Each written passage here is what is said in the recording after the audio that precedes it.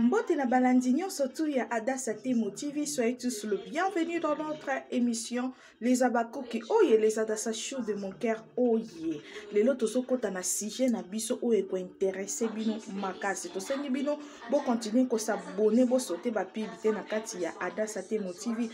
Toko talombango na kati ya sujet na biso ya mukolo ya lelo. Bandeko lelo to lobela sujet ya mama Ebakata. Mama Ebakata lelo akoti na je moko oke biso moko to comprendre te ezali nini. Est-ce que batu ta la film o ezoleka na kati ya si la bisalu officiel basawawa na ngina mona bino na bo sopa na ba commentaire bo sopa na mama Ebakata akomi ko bima na Duche Kapanga. Oyo aza mwana ya mobali na ye na sens nini ke aza mwana ya ndeko na ye mobali na ye aza papa kuluto papa leki ya Duche me ye pa komi ko bima na Duche nyonso wana po anini parce que JR akomaki kokende ko bima na Michou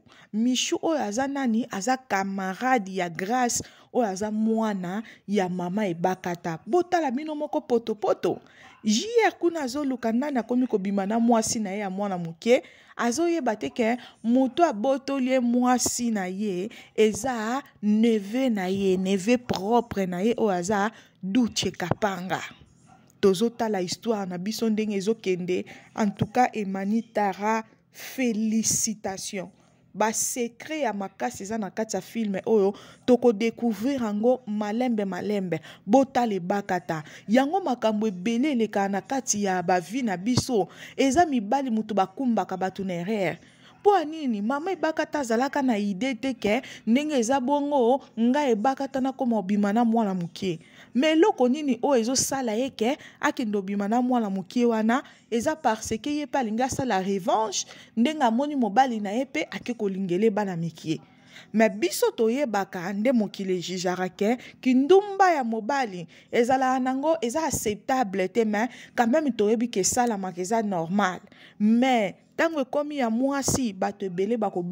bakobamba mabanga me bazobosana ke mobali pe aza mabe po kindumba ezala pa mwasi ezala pa mobali eza mabe totika koencourager mabe oke mwasi boye te mobali pe tika kosala kindumba po tango osala kindumba okomemela pe mwasi maladi okopesa pe maladi wana pa bana na yo donc eza kaka compliqué yango na tango tolingani totika kindumba bapapa bozotonda te na bandako bapapa botika kindumba yango tobengaka SB eza église online tala théâtre kitoko oyo nazomona ngo lokola film ya Nigeria en tout cas tobeteli mama Ebakata maboko azo jouer ba rôle na kitoko ezala na mamundele na les abakouk de SB tozomona kuna azopesa makambo ezala pe koto na SB azopesa makambo alors bomoni tango Ebakata avandisi mwana ne Grâce abandi kopesa ye conseil nde mama sololaka na mwana na mpona yango mingi ba mama na biso Afrique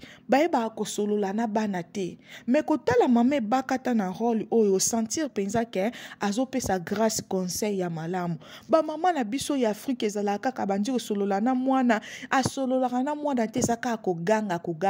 mais awa na bapoto oyo mama tanga vandisi mwana azosolola na mwana ozo sentir ke mama azopesa mwana ne respect mais en Afrique ezalaka te alors ba mama na biso pe Afrique bo changer ba façon na bino ya kosolola na bana na bino surtout bana basi ba jeune fille mikolo bosala makambo mabe ebele alors yo mama fozala na patience fozala na bolingo fozala na moyen nini oyo ko flatter mwana po abetela ka masolo na ye presque nyonso parce que ba jeune fille lelo basala ba makambo mabe soko ozosolola na mwana te lobo komona basentele o mwana lobo komona mwana na komindumba alors lisolo même na bolingo même pas mama na mwana même na kikamaderie ezalaka très important alors tosengi na babakuku nyonso de partout bo consommer ba film na biso ba épisode na biso nyonso esala 100k lelo na kati ya sila bisalu officiel tokomaki na 8e épisode na biso na kati ya les abakuku de SB tozali déjà na 5e épisode na biso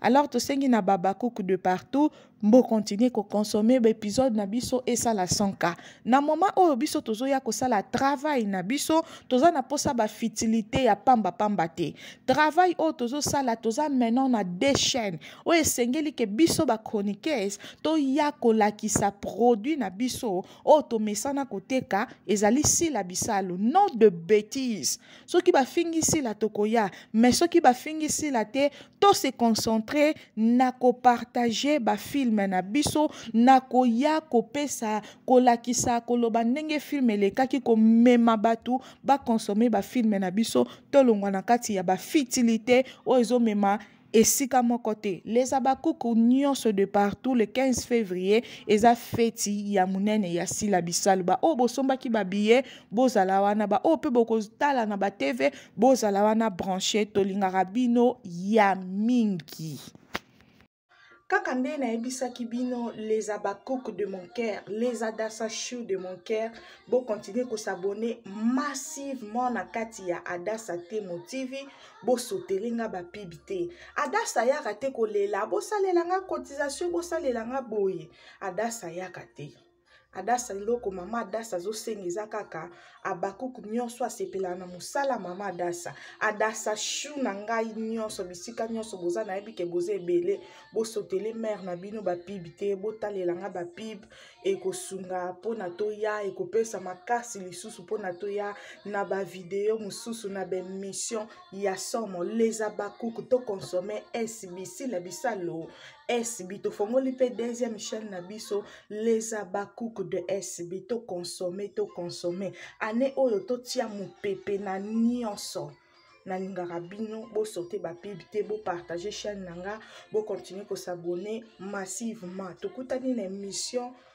ya mbala sima. Bye.